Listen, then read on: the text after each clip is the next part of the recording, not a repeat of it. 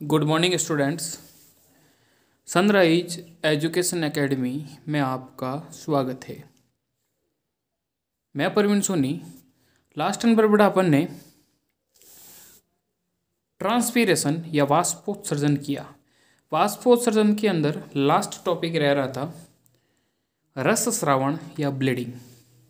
फिर अपन इस चैप्टर को ख़त्म करते हैं और 8th चैप्टर आज स्टार्ट करते हैं। एक छोटा सा टॉपिक है ब्लीडिंग या रस स्रावण। अब ध्यान देना बेटा, ब्लीडिंग क्या होता है, रस स्रावण। ब्लीडिंग ब्लीडिंग या रस स्रावण। ओके, रस स्रावण। अब रस स्रावण जनरली किसे कहेंगे, ध्यान देना बेटा। पौधे के कटे व क्षतिग्रस्त भाग से रस का बाहर आना। ध्यान देना बेटा, पौधे के कटे या क्षतिग्रस्त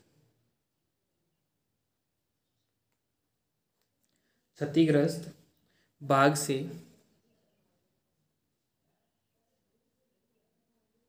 रस का बाहर आना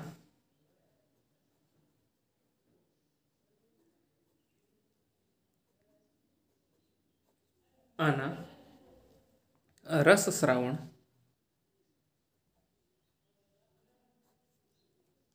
कहलाता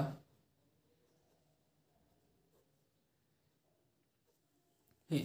ओके, कहने का मतलब क्या हो गया, loss of water from injured part of the plant.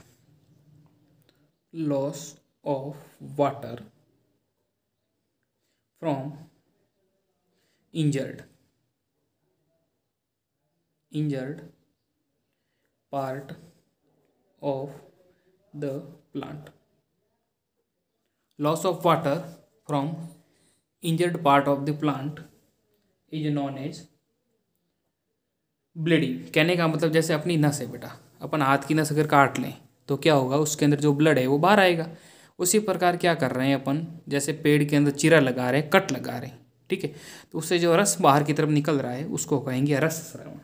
Okay, अब ध्यान देना बेटा, इसके अंदर जो है ये जो कहने का मतलब, इसमें जो अपन कट लगा रहे हैं ये जाइलम वेसल्स के अंदर या जाइलम की जो वाहिकाएं होती हैं उनके अंदर कट के कारण जो है पानी बाहर की तरफ गति करता है। अब रूट प्रेशर जो है, ये जो ब्लीडिंग जो है ये भी एक प्रकार का, कहने का मतलब रूट प्रेशर के कारण जो है देखने को मिलता है। तो इसके अंदर जैसे कि अभी अपन ने गटेशन के अंदर किया था कि जो है guttation occur in of root pressure, की guttation occur because of root pressure, उसी प्रकार ब्लीडिंग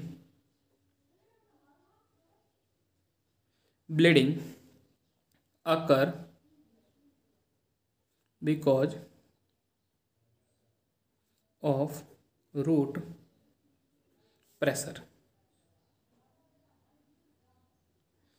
कहने का मतलब पॉजिटिव जो है प्रेशर डेवलप होता है और इससे मतलब जो है रस स्रावण देखने को मिलता है, क्योंकि पानी जो ऊपर की दिशा में तनाव में रहता है, अपन बीच में से कट लगा रहे हैं तो पानी जो है या जो रस है वो बाहर की तरफ गति करता है, तो रूट प्रेशर के कारण धनात्मक तनाव में रहता है। ठीक है, तो ये भी है जो रस स्रावण मूल दाब के कारण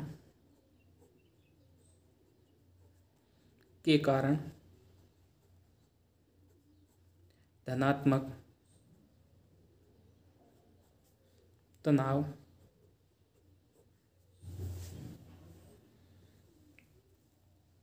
में रहता।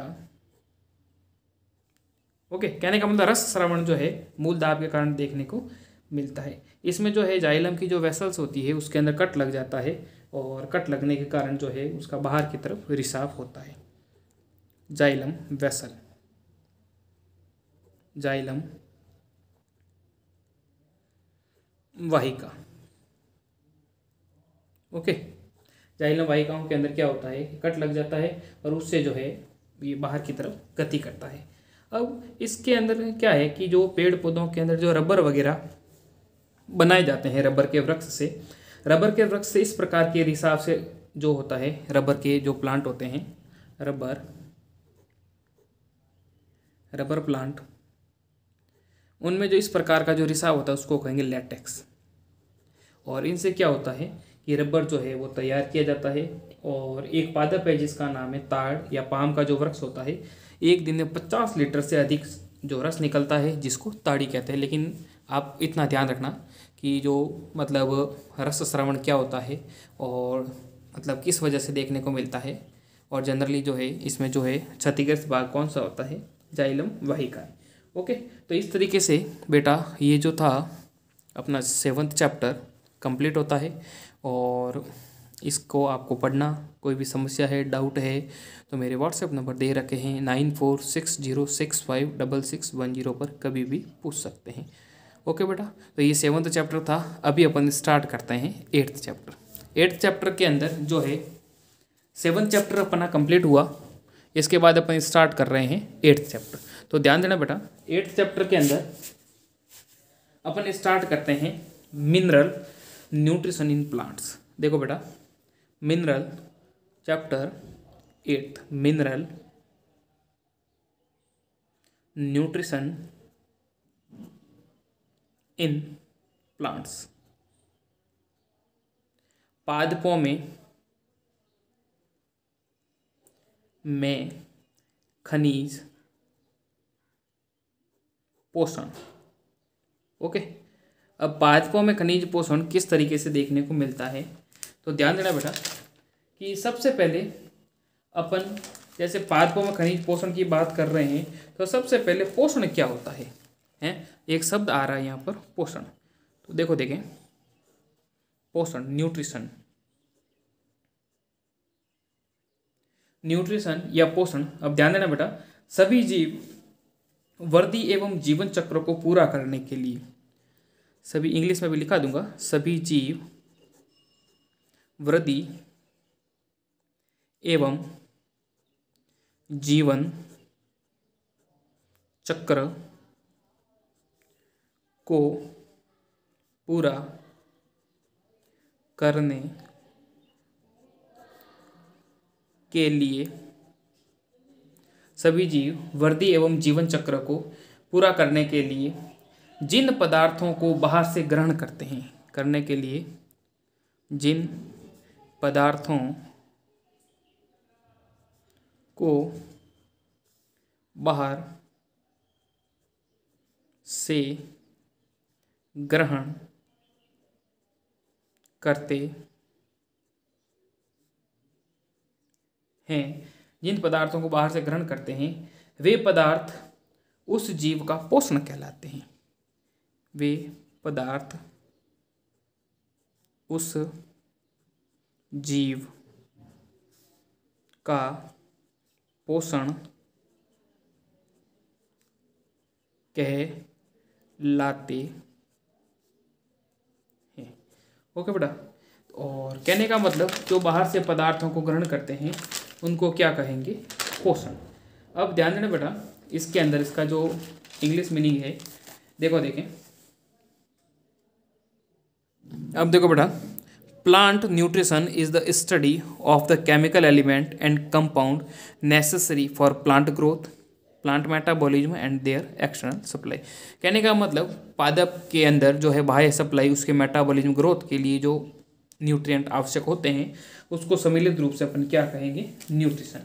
अब ध्यान देना बेटा, पोषण जो होता है पेड़ पौधों में वो दो तरीके से जो है अपने on the basis of mode of nutrition organism are divide into 2 categories. अब ध्यान देना बेटा, देखो बेटा, on the basis of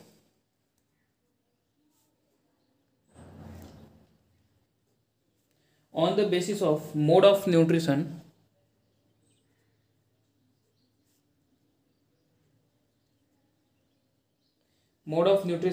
organism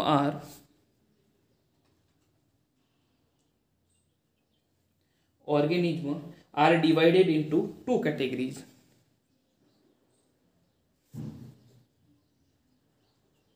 Divided into 2 categories.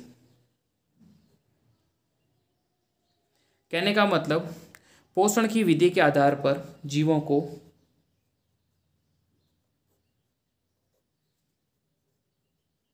विधि के आधार पर जीवों को दो श्रेणी में बांटा। ओके, फर्स्ट तो है हेटेरोट्रोपिक और सेकंड है ऑटोट्रोपिक। अब ध्यान देना बेटा,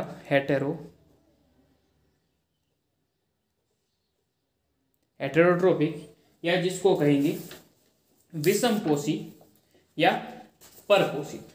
अब ध्यान देना, हेटेरोट्रोपिक क्या होते हैं, देखो देखें, the organism which depends for the organism which depends for their need both of organic and inorganic substances, both of organic and inorganic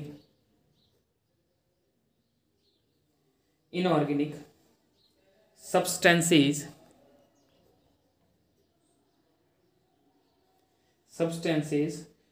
on outside source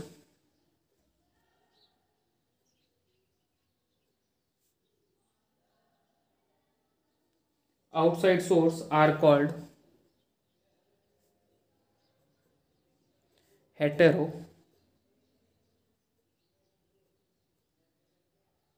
okay. कहने का मतलब जिसमें कार्बनिक अकार्बनिक पदार्थों को जीवों के द्वारा बाहर से ग्रहण किया जाता है तो उनको कहेंगे परपोषित। देखो देखिए इसका हिंदी में देखो, जो जीव अपनी कार्बनिक एवं अकार्बनिक दोनों प्रकार के पदार्थों के लिए बाहरी स्रोतों पर निर्भर रहते हैं परपोषित कहलाते हैं। अब दूसरा आता है ऑटोट्रोपिक। अब ध्यान देना बेटा, ऑटोट्रोपिक। अब ऑटोट्रोपिक मोड ऑफ न्यूट्रिशन देखो देखें, the organism which draw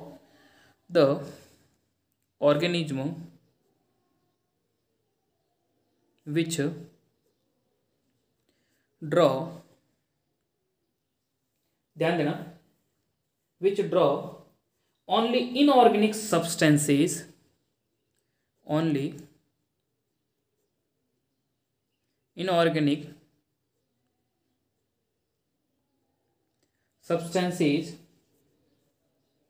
from outside source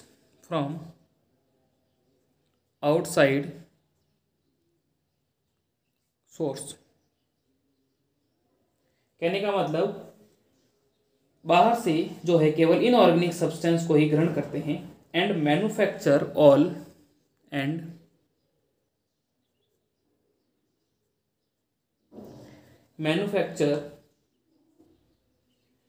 all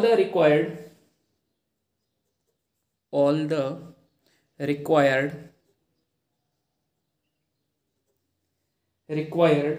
organic substances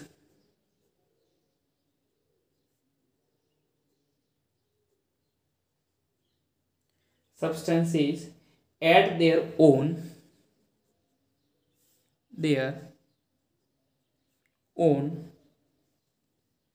are called autotropic,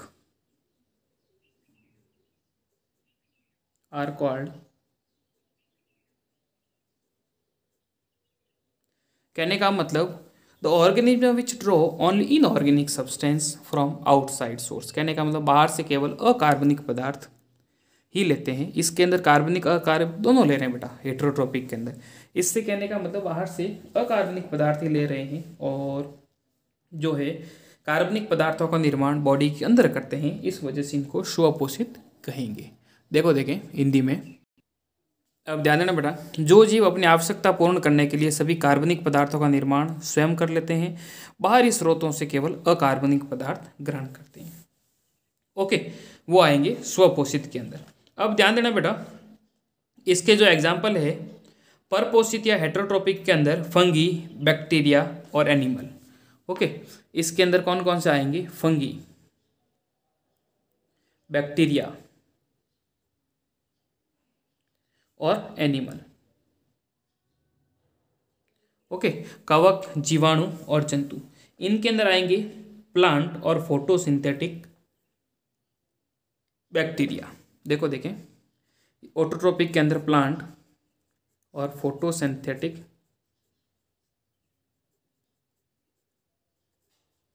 bacteria. Okay बेटा, तो इस तरीके से ये थे दो प्रकार के ऑटोट्रोपिक और हेटेरोट्रोपिक जो है मोड ऑफ न्यूट्रिशन के आधार पर जीवों को बांटा गया था। इसके बाद में पौधों की खनिजों पर निर्भरता का सर्वप्रथम प्रमाण। ध्यान देना बेटा, पौधों की टॉपिक है पौधों की खनिजों पर निर्भरता, ध्यान देना, का सर्वप्रथम प्रमाण, का सर्वप्रथम प्रमाण 1804 में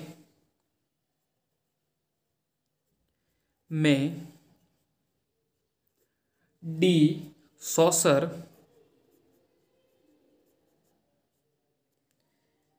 बाद में 1860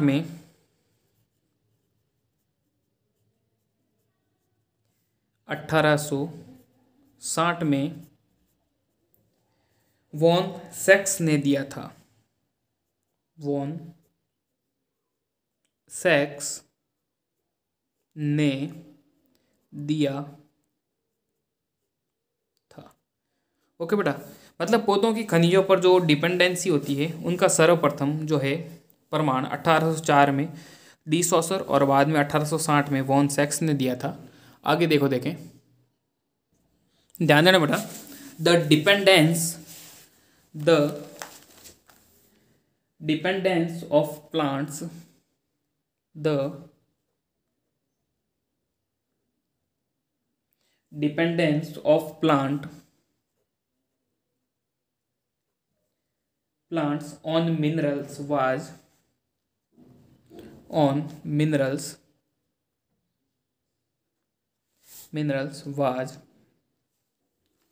was first proved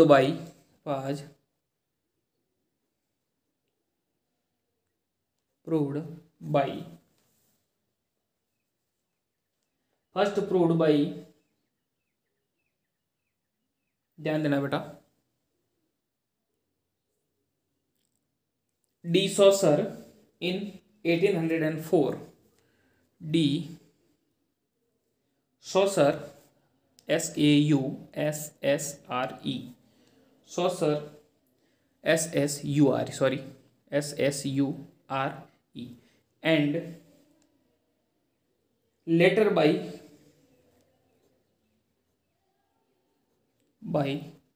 वॉन सेक्स in 1860। ये था बेटा 1804। ओके,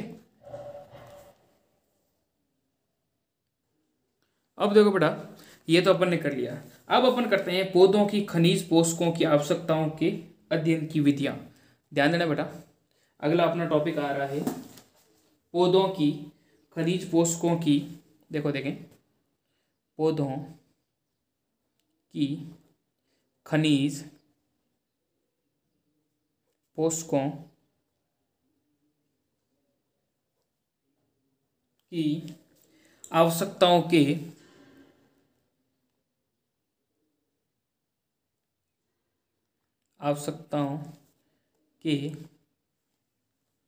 अध्ययन की विधियां।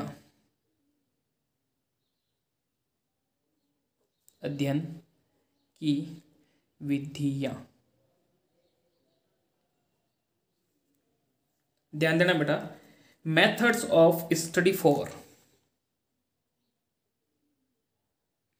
methods of study for necessity of minerals, necessity of minerals,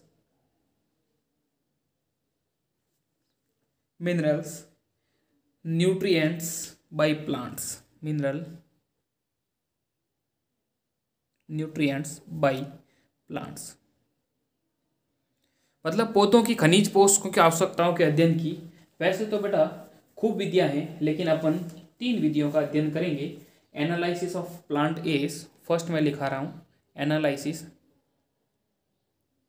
of plant S, कहने का मतलब पादप भस्म का विश्लेषण। पहली है पादप भस्म का विश्लेषण, ओके। दूसरी है सैंड कल्चर एक्सपेरिमेंट,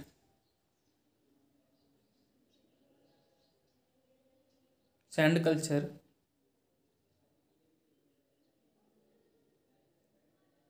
बालू संवर्ध प्रयोग,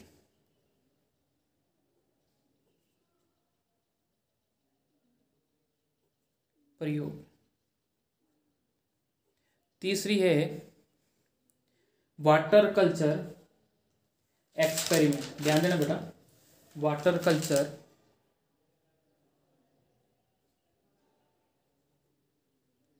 कल्चर जल संवर्ध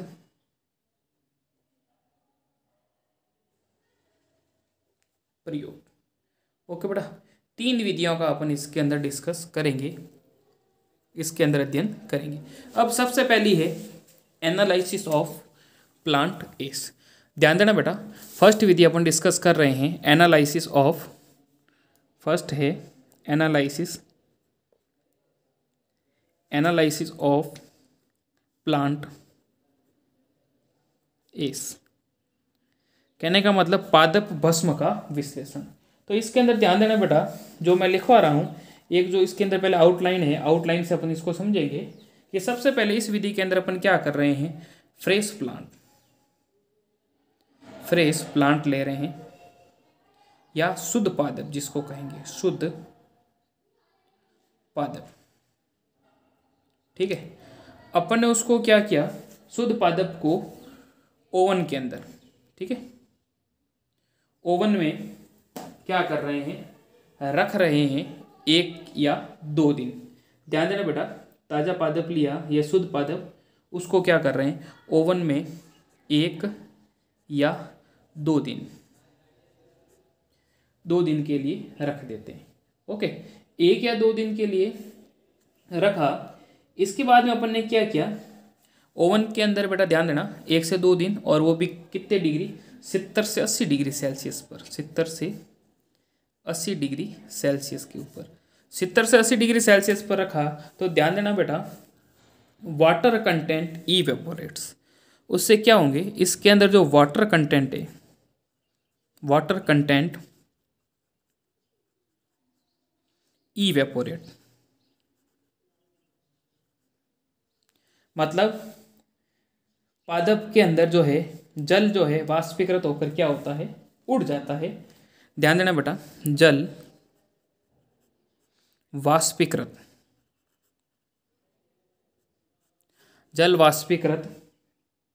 होकर क्या होता है, उड़ जाता, ओके। 70 से 80 डिग्री सेल्सियस पर रखा, तो फिर क्या हो गया, जो है जल वाष्पीकृत होकर उड़ गया। अब जो रिमेनिंग पोर्शन बचा, उसका अपन क्या करते हैं, वेट कर लेते हैं। ध्यान देना बेटा, अब ध्यान देना, जो रिमेनिंग पार्ट बचा उसका क्या कर रहे हैं, रिमेनिंग पोर्शन का वेट कर रहे हैं, जो ड्राई वेट बचा।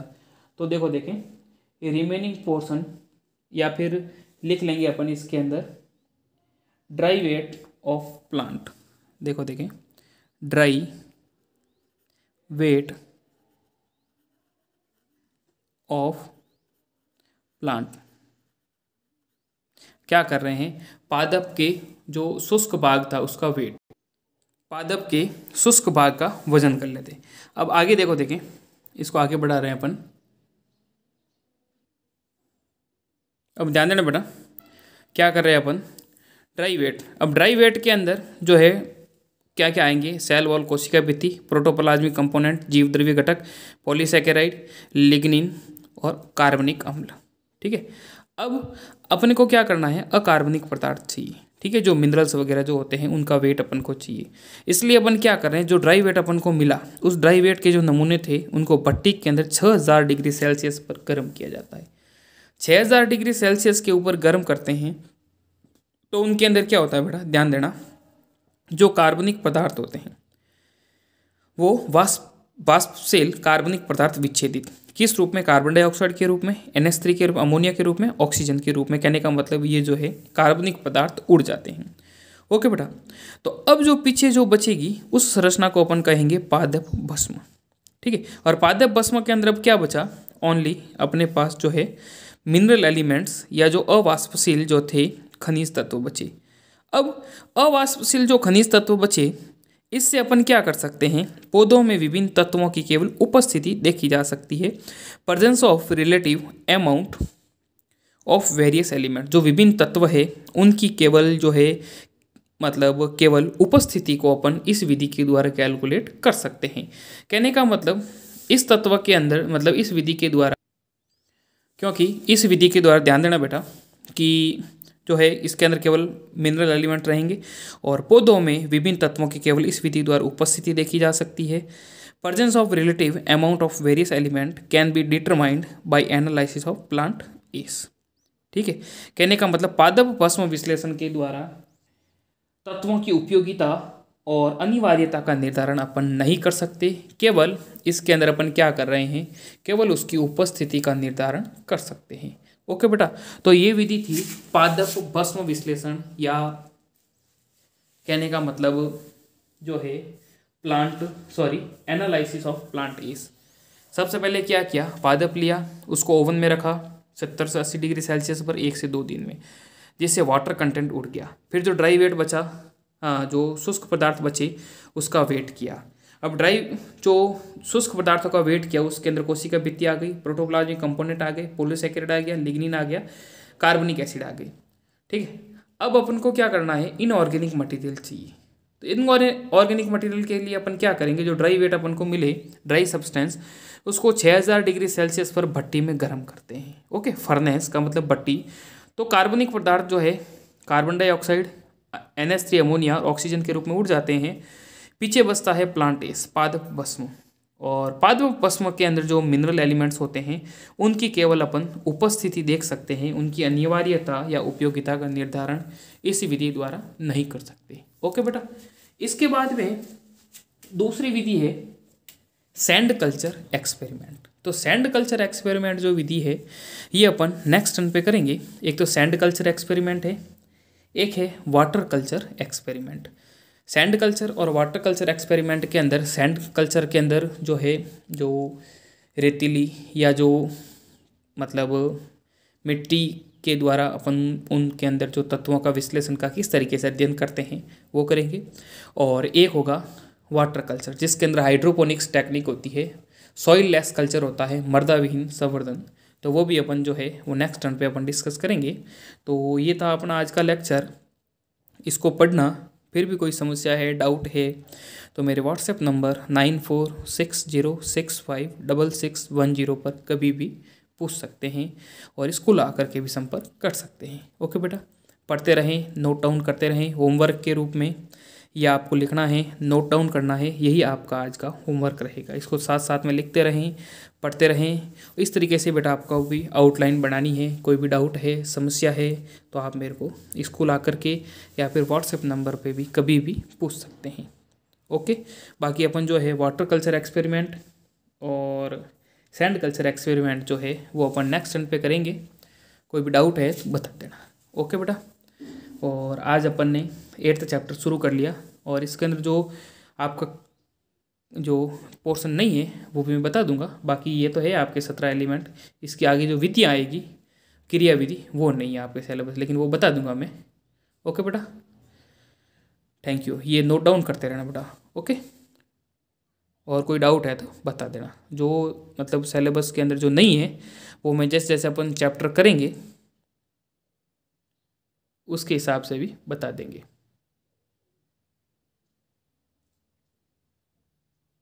Okay, thank you.